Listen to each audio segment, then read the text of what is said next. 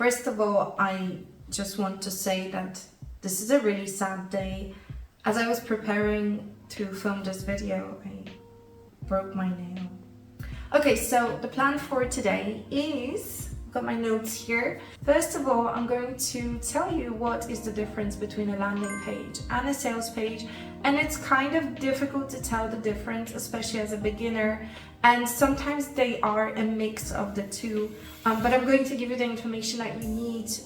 So when you're setting yourself up, when you're talking to clients, when you're building sales funnels, it's very clear in your head which one is which. I'm also going to tell you what the difference between the two is for you as a copywriter. So in terms of the process of writing copy and gathering the information and all that good stuff. Then I'm also going to just talk a little bit about how they're mixed, and I'm going to give you some examples. And then finally, I'm going to give you my steps to writing a landing page or a sales page. And I'm going to give you some additional tips on how to be more creative and how you can over deliver when you're writing a sales page or a landing page for a business. So essentially this is a video for new copywriters. However, if you're a business owner or an entrepreneur and you're about to write a landing page or a sales page for yourself, this video is also going to be helpful. Or if you're just building a sales funnel, or if you just like marketing. Okay, cool. So now that we have the intro behind us, let's get into the video.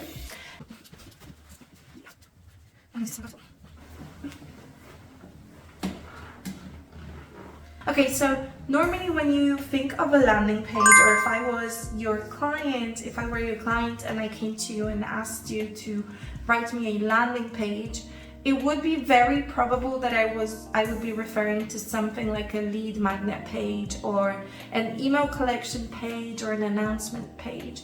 But essentially, the landing page is a landing page because traffic is landing on that page, usually through paid promotion or a link that is being broadcasted out to them. So different examples of this could be a Facebook ad that is offering a lead magnet, right? So maybe if you're interested in cooking, you could be scrolling down your Facebook feed and you'll see that someone is offering a free vegan baking cookbook. Okay, cool. So that's a landing page in a nutshell.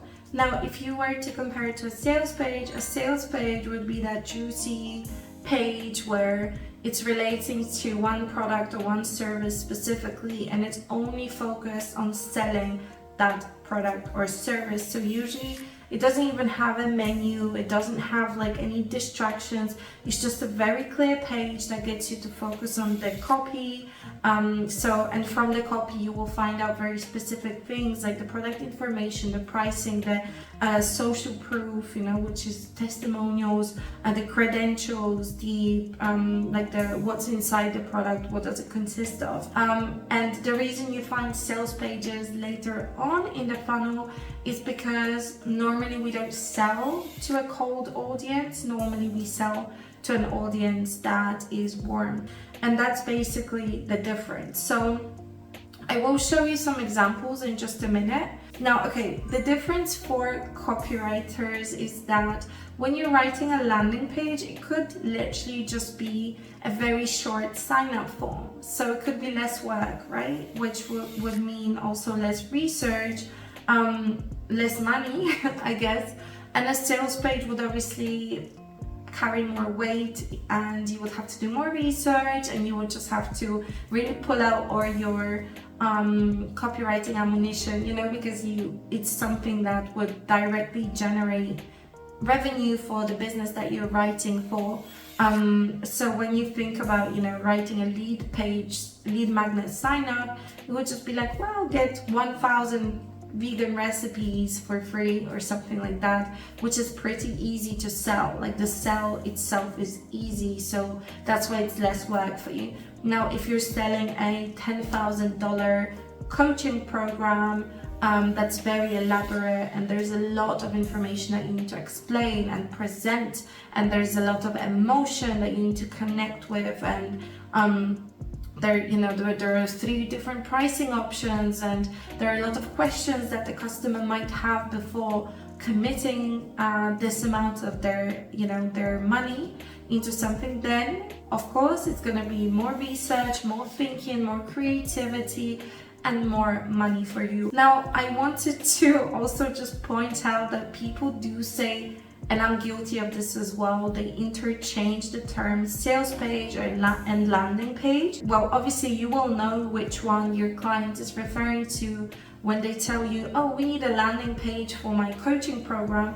Of course, they mean a sales page. Or they could say to you, we need a sales page for a newsletter. They mean a landing page. But even when you're writing for a lead magnet, if you want a higher conversion rate, then you can approach it like a sales page where you give so much good information and you connect to emotions, and you can position a simple newsletter as something really amazing and worthy of subscribing to it.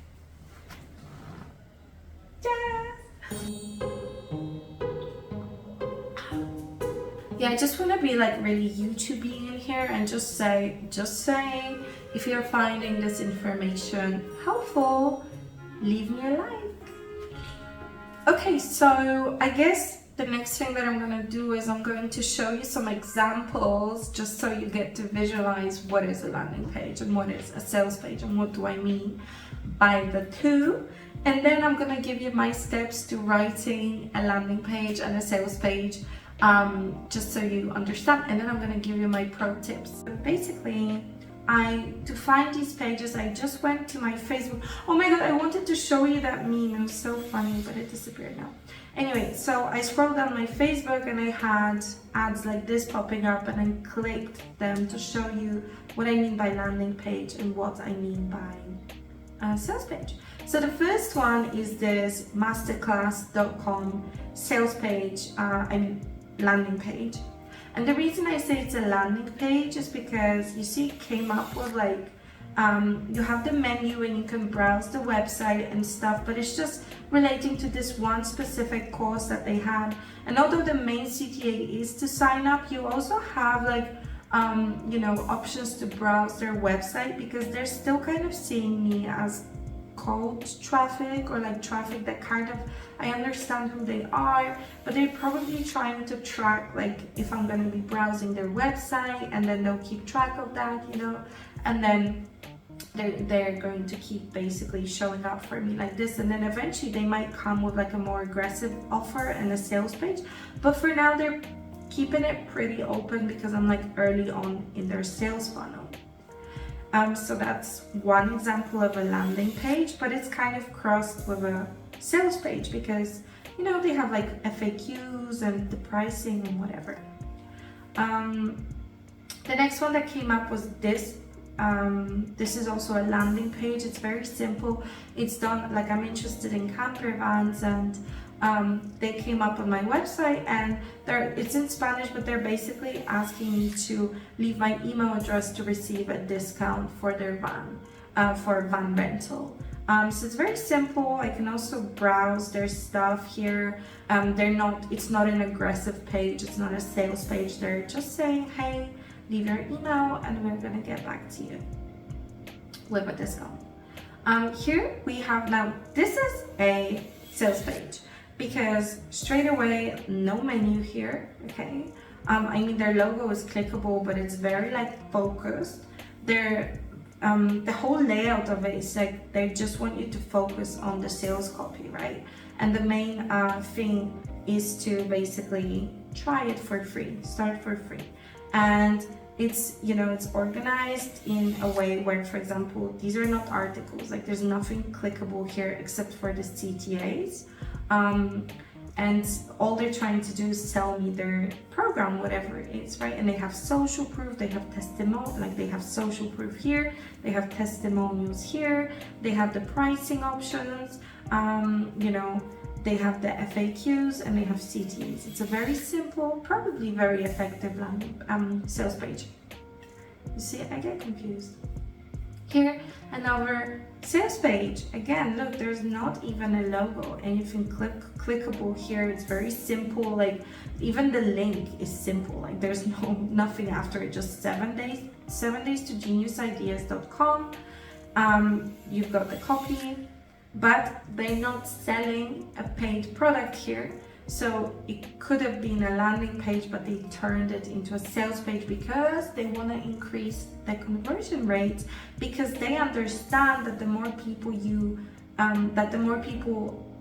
enter your funnel at the start through your free lead magnet, the more people you will have to convert into paying customers later on. That's why they put so much effort into this lead magnet, which is actually this lead magnet sales page.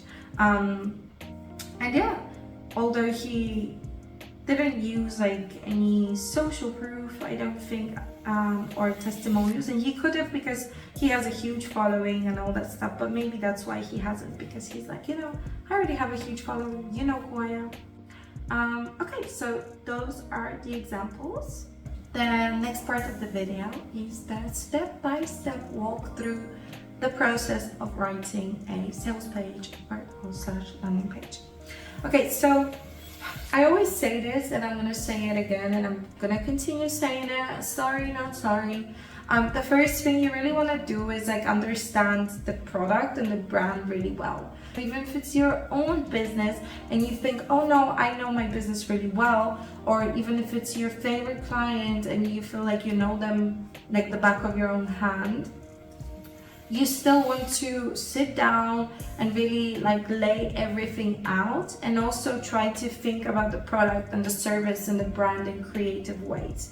Now, a lot of brands, and I hope that your clients will be like this, they have professional branding documents and they kind of have all of that information readily available so that you can just read through it and you have it there. Now, the second part of the equation is obviously the client avatar.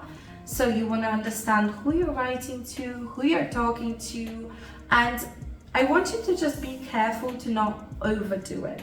A lot of us have this preconception that we need to spend 2 months researching the client avatar. That's not true. You need to find a balance, because there's this thing called diminishing returns, and it applies to the research that we do in marketing as well. Like, there's up until a certain point it's going to help you, and then if it's too much, it just gets too messy, and it's it's just not helping you accurately get the information across and connect with the customer, because it's just too much for you to understand and process. You just want to have a very good understanding of who the customer is without falling into the rabbit hole and getting lost and then just wasting time basically.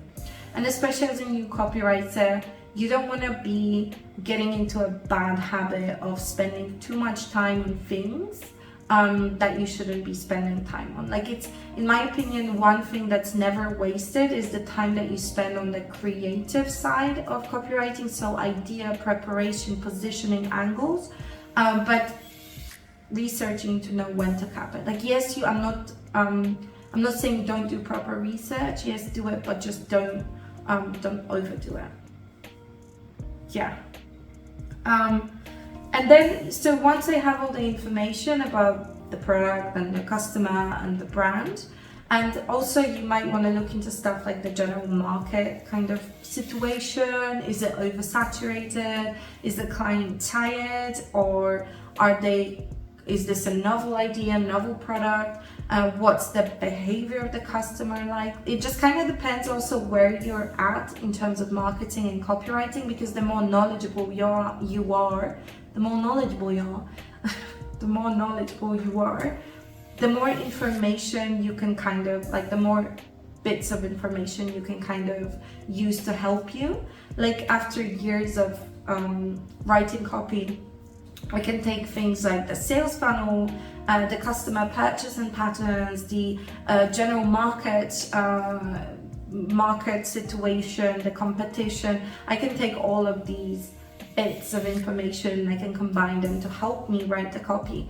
But if you're not quite familiar with like, what does it mean, when the market is oversaturated, or how do I recognize it, then that's okay. Like, you're at your level and you're gonna get there. But you know, if you're just writing the sales page, just work with what you have, and then just accept that some things you just don't know yet. And there are things that I don't know yet, but I'm still writing really good copy. But of course, we can always get better. Yes. So so then once I have all of that, I make an outline. Now, this is kind of like where the creativity kicks in, really, because I'm taking all the different ideas and I'm thinking about, okay, how do I want, what is my vision for this landing page or for this sales page? Because you don't have to follow a specific format. Now, there are a lot of formulas out there, and they're good because they help you visualize what you could include in your page. However, you don't have to follow them, and you can use a format that's never been used before if you believe it's going to work well for your client and for their prospective clients. So what I'm saying is, for example, if you're a crazy creative person and you have this amazing idea that you think would be awesome for your client's page, I don't know, like let's say maybe instead of doing one VSL, you want to dot different like bits of video VSLs around the landing page, I don't know, whatever, then don't be afraid of those ideas, because marketing is actually based on crazy ideas and research, and it's always worth trying. And you would be surprised, because sometimes we feel like, oh, who am I to suggest this format or whatever, but if you really have a good feeling about it, you should bring it up with your client, or if it's for your business, you should try it. You can test things, you can see how they work, and I think that creativity will always be more rewarded than, you know, just following a formula. But at the same time, you don't have to reinvent the wheel. If you feel like a simple standard landing page works best, then go with that. If you feel like something crazy will work better, then go with that. But yeah, use your creativity, because if you don't use your creativity, then there's not much difference between you and ChatGPT. Yeah, basically. So then once I have like the outline, oh, and by the way, I'm going to tell you like the different ways you can be creative as well, apart from the format of the landing page, in just a second. But yeah, once I have like the outline, then I make sure that I have all the bits of information that I'm going to need. So if I know that I want to include specific case studies or testimonials, I'm going to start asking the client for them, if I don't already have them, just to make sure that if I, for example, want to include how much money my client has generated for their clients, this is where I'm going to go and ask them and be like, hey, I want to talk about this in your sales page, can you give me the numbers? If I want to know, if I want to write how many students he has in his course, this is when I go and I ask, how many students you have in your course? If I need more information, if I want video testimonials on the page, I'm going to go and tell them so they have time to get them from their clients as well. Then obviously, once I have all the bits, I have all the information, I have the outline, I just sit down and I write, and then I edit, and then I talk with the client, and then I edit them all, and then it's ready to share. Okay, so the last part of the video, again, before you go, write a comment, leave a like, yeah. So when I talk about creativity, there are different ways that you can get creative with the page, right? So one thing is, like I mentioned, the format. If you think that a different format would work, and depending on your client's budget as well, and you know, how crazy they're willing to get, how adventurous they're feeling, you can suggest all kinds of things to them. Maybe you've seen something cool before, maybe you just, you know, purely out of your imagination, you have imagined this experience for the customer and that it would work really well for them. Then you can talk with your client, and possibilities are endless. Like, there's so much you can do with a landing page that, you know, but sometimes you can just keep it simple. Another way you can get creative is with the CTAs. Like, we see a lot of like boring CTAs, like sign up here or click here or buy now. You can get creative. You can put something cool for your customers. You can get creative with the angle. So the angle, it just sounds so weird when I say it. So basically the way you position the product in your customer's eyes, the way you create a whole landing page. Maybe you want to create it as a story, a news story, maybe you want to create it like an adventure, maybe you want to gamify the whole experience. Maybe, there's so many different options, and it's really up to you as the copywriter to come up with something cool and just blow your client's mind. Please don't. And then obviously don't forget that you can also suggest A/B tests. So normally when you're A/B testing stuff, you don't want to be like testing two different, like completely different landing pages against each other. Well, you could, but it's you have to have a hypothesis first. I kind of approach it like a scientist. So if you, for instance, test a gamified experience against a plain sales page, that's okay, because that's all that you're testing. But you have to understand that there will be like a lot of different variables, because maybe the gamified experience landing page will have different copy or different graphics or whatever. So then you won't be like 100% sure whether it was the experience that worked or whether there was a bit of copy in there that just hit differently for the customers. So normally when we're doing A/B testing, we want to focus on something very simple, like the less variables you have that are kind of moving around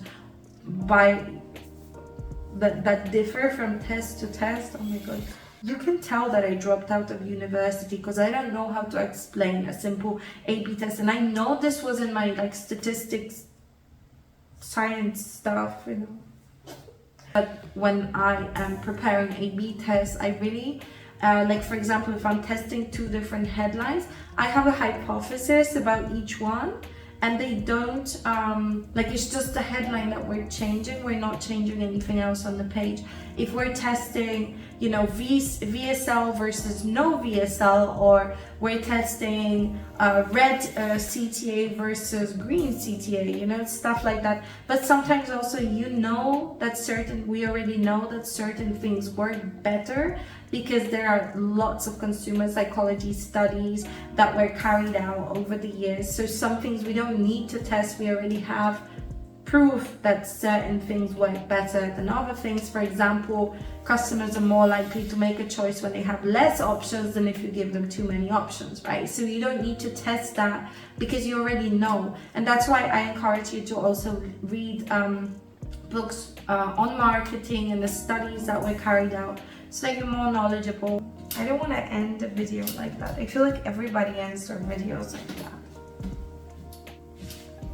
I'm just gonna sit here.